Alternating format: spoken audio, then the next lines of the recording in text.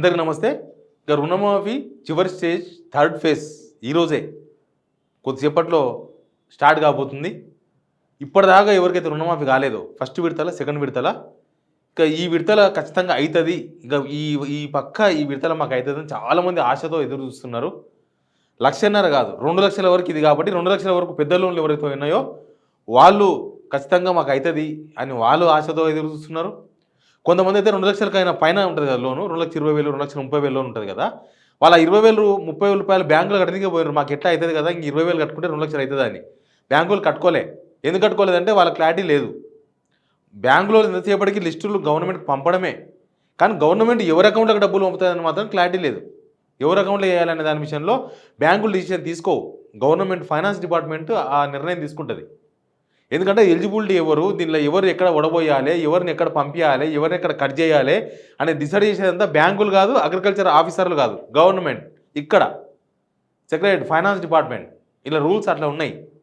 ఇప్పుడు ఏమైందంటే ఫస్ట్ విడత ఇది చూద్దాం. ఫస్ట్ విడతలో 11.5 లక్షల మందికి 6,000 కోట్లు అయిపోయినప్పుడు చాలామంది మిగిలిపోయారు. దానిలో రుణమాఫీ కాని వాళ్ళు చాలామంది లిస్టులో ఉండి. ఇంకొక చిన్న కన్ఫ్యూజన్, మీరు గవర్నమెంట్ చెప్పే ఒక మాటను బాగా గుర్తుపెట్టుకోండి. ఎవరికైతే రుణమాఫీ కాలేదో వాళ్ళకు త్వరలో ఆధార్ కార్డు బ్యాంకులు ఎక్కడైతే కనెక్షన్ కాలేదో అవన్నీ చేస్తామని చెప్తున్నారు. అవి 30,000 అంటున్నారు. అవి కేవలం లిస్టులో పేరుండి రుణమాఫీ కాని వాళ్ళకు మాత్రమే. లిస్టులో పేరు లేకపోతే మీకు ఆ స్టేట్మెంట్తో మీకు సంబంధం లేదు. మీకు ఆ రుణమాఫీ అవుతుంది అన్నదానికో మీకు సంబంధం లేదు. లిస్టులో లేకపోతే అది కానట్టే. ఇంకా వాళ్ళకి చేస్తామని గవర్నమెంట్ ఎక్కడ చెప్తలేదు. వాళ్ళకి ఏమీ గ్రీవియన్స్ లేదు, ఆ కంప్లైంట్లు లేవు. ఆ కంప్లైంట్లు వచ్చినా లిస్టులో పేరుంటేనే వర్కౌట్ అవుతుంది. రైట్. ఫస్ట్ ఫేజే చాలామందికి అయిద్దాం అనుకుంటే 11.5 లక్షల మందికి 6,000 కోట్లు తీసుకొచ్చారు. ఇక్కడనే చాలామంది కట్ అయిపోయారు రైతులు, చాలామందికి రాలేదు. వీళ్ళంతా ఏం చేశారంటే ఖచ్చితంగా సెకండ్ ఫేజ్ వస్తుంది అని అప్పుడు అగ్రికల్చర్ ఆఫీసర్లు వాళ్ళు వీళ్ళు చెప్పారు. చెప్తే పక్క 1,500,000 మాఫీ అయినప్పుడు మాకు అవుతుంది అని చాలామంది అనుకున్నారు. ఇక్కడ ఒక కన్ఫ్యూజన్ మీద కూడా నేను క్లారిటీ ఇస్తాను. ఇక్కడ 2 లక్షల రుణమాఫీ, ఇక్కడ 1,00,000 రుణమాఫీ, ఇక్కడ 1,00,000 రుణమాఫీ అంటే ఒక రూపాయి నుంచి 1,00,000, 1 రూపీ నుంచి 1,00,000. ఇక్కడ సెకండ్ ఫేజ్లో 1,50,000 వరకు అంటే 1 రూపాయి నుంచి 1,50,000 వరకు. ఇక్కడ 2 lakhs రూపీస్, 2 lakhs రూపీస్ అంటే 1 రూపాయి నుంచి 2 lakhs. మనం ఏమనుకుంటామంటే 1,00,000 నుంచి 2 లక్షల వరకు ఏమో అనుకుంటాం. కాదు, తప్పది. వాళ్ళు చేసిన కేటగిరీ ఎట్లా అంటే 1,00,000 రూపాయల వరకు ఒకటి, 1,00,000 రూపాయల వరకు మాత్రమే ఉన్న కేటగిరీ ఒకటి. తర్వాత 1,50,000 1 రూపాయి అప్పున్నా సరే వాళ్ళకు 1,50,000 వరకు ఉన్న వాళ్ళు ఉంటారు కదా, వాళ్ళంతా 1,50,000 అంటే 1,00,000 మీద ఉన్న వాళ్ళు అందరూ, 1,00,000 మీద ఉన్న వాళ్ళు అందరూ, 1,00,000 నుంచి 1,50,000 కాదు, 1,50,000 మీద ఉన్న వాళ్ళు అందరూ వస్తారు దానిలకు. 1,00,000 పైన ఉన్న వాళ్ళు. ఇదేమో 2 లక్షల వరకు అంటే ఇంకా 1,50,000 దాటి ఉంటారు. వాళ్ళకి అందరికీ వాళ్ళు 1,00,000 లోపల ఉండరు, వాళ్ళు 1,50,000 లోపల ఉండరు, 1,50,000 పైన ఉన్న వాళ్ళందరూ వాళ్ళు. ఇట్లా ఫస్ట్ ఫేజ్ ఎదురు చూసిండ్రు, సెకండ్ ఫేజ్ ఎదురు చూసిండ్రు, ఈవెన్ థర్డ్ ఫేజ్ కూడా ఎదురు చూస్తున్నారు. అవుతుందేమో అని నేను కూడా అనుకున్నా. బహుశా ఇక్కడెక్కడైతే ఫస్ట్లో కొన్ని తప్పిదాలు జరుగుతాయి కదా, తప్పిదాలు జరిగినప్పుడు వాటిని సరిదిద్దుకోవడం అనేది ప్రభుత్వంలో ఉన్న వారి విధానం. అది గుడ్ గవర్నెన్స్ అంటారు దాన్ని. ఎప్పుడైనా ఎక్కడైనా ఏ గవర్నమెంట్ అయినా తప్పులు జరుగుతూ ఉంటాయి ప్రతిసారి. వాళ్ళేం దేవుళ్ళు కాదు కదా, ముఖ్యమంత్రి గారు దేవుడు కాదు, మంత్రులు దేవుళ్ళు కాదు, వాళ్ళేం పైకి వెళ్ళి దిగొచ్చిన వాళ్ళు కాదు. కాబట్టి తప్పులు జరుగుతూ ఉంటాయి. ఆ తప్పులు సరిదిద్దుకుంటారని అనుకున్నాం. థర్డ్ ఫేజ్కి వచ్చే వరకు మనకున్న సమాచారం, అగ్రికల్చర్ ఆఫీస్ నుంచి ఇచ్చిన సమాచారం, గవర్నమెంట్ ఫైనాన్స్ డిపార్ట్మెంట్లో ఉన్న సమాచారం ఏంటంటే థర్డ్ ఫేజ్ 6 లక్షల మంది రైతులకంట 6,000 కోట్లంట. పెద్దగా ఏం పెరగలే.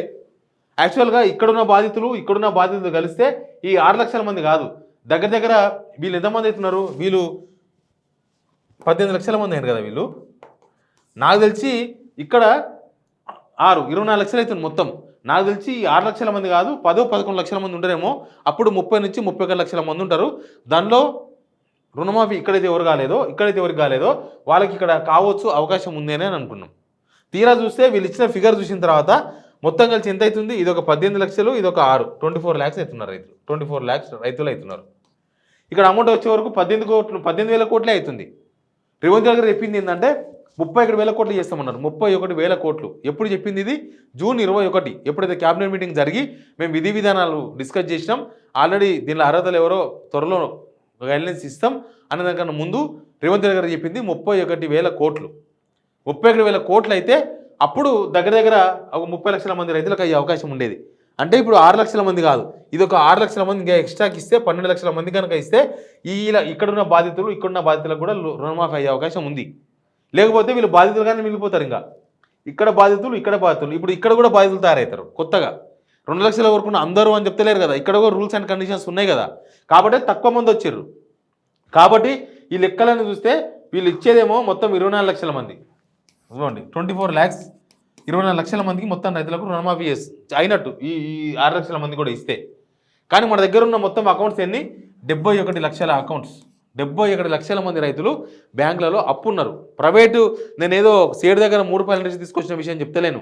బ్యాంకుల్లో వీళ్ళు చెప్పిన ఈ కమర్షియల్ బ్యాంకులు ప్లస్ షెడ్యూల్ బ్యాంకులు, ఈ బ్యాంకులో 71 లక్షల మందికి లోన్లు ఉంటే 24 లక్షల మందికి మాత్రమే రుణమాఫీ అవుతుంది.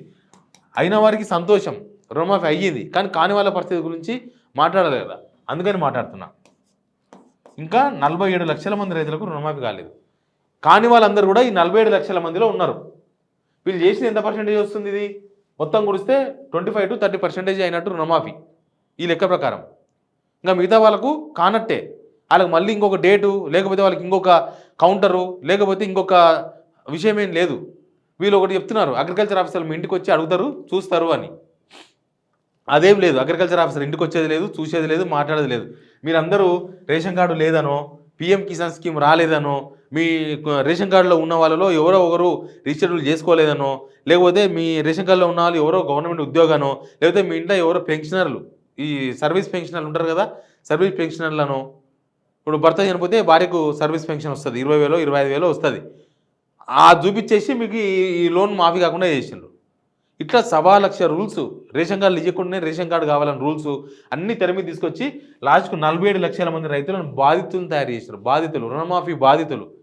ఇది రుణమాఫీ కాదు, రుణం తీర్చని మాఫీ, రుణం తీర్చని మాఫీ ఇది. ఇప్పుడు 47 లక్షల మంది రైతులను బాధితులను తయారు చేసిన గవర్నమెంట్ ఇది రుణమాఫీ పేరుతో. ఇప్పటిదాకా ఇది చేసినాం కదా, నెక్స్ట్ ఇంకొక నెల గ్యాప్ తీసుకొని మనం వీళ్ళు కూడా చేసామని ప్రకటించాలి, ఒకవేళ వీళ్ళందరికీ చేయాలనుకుంటే. కానీ గవర్నమెంట్లో ఆ చర్చ ఏం లేదు, అయిపోయింది అంటున్నారు. ఈ థర్డ్ విడత కూడా వేసేస్తే పని అయిపోతుంది, పరిసమాప్తం. ప్రపంచంలోనే ఒకటేసారి ఇంత రుణమాఫీ చేసిన వాళ్ళు ఎవరూ లేరు, ఇది మేమే చేస్తున్నాం, మేమే చేసేసినామని వాళ్ళకి వాళ్ళే పాలాభిషేకాలు, వాళ్ళకి వాళ్ళే సక్సెస్ఫుల్ కార్యక్రమాలు ఇవన్నీ కూడా చేసుకుంటారు. మళ్ళీ పేపర్ ఆయిల్ ఇవన్నీ ఉంటాయి, పేపర్ ఆయిల్ అవన్నీ ఉంటాయి. ఇప్పుడు ఆ డబ్బులతోన, ఈ 3 విడతల్లో పేపర్ ఆయిల్కి ఇచ్చిన డబ్బులతోన ఇంకా చాలామంది రైతులకు, దానిలో కూడా చాలామంది రైతులకు ఇవ్వచ్చు. ఒక్కొక్కసారి ఇచ్చినప్పుడు దగ్గర ఈ పేపర్ ఆయిల్ అంతా కలిసి ఒక 60-70 కోట్లు అయితే 100 కోట్లు అవుతాయో. 100 కోట్ల రూపాయలు రైతులకు పంచితే ఎంతమందికి అవుతాయి?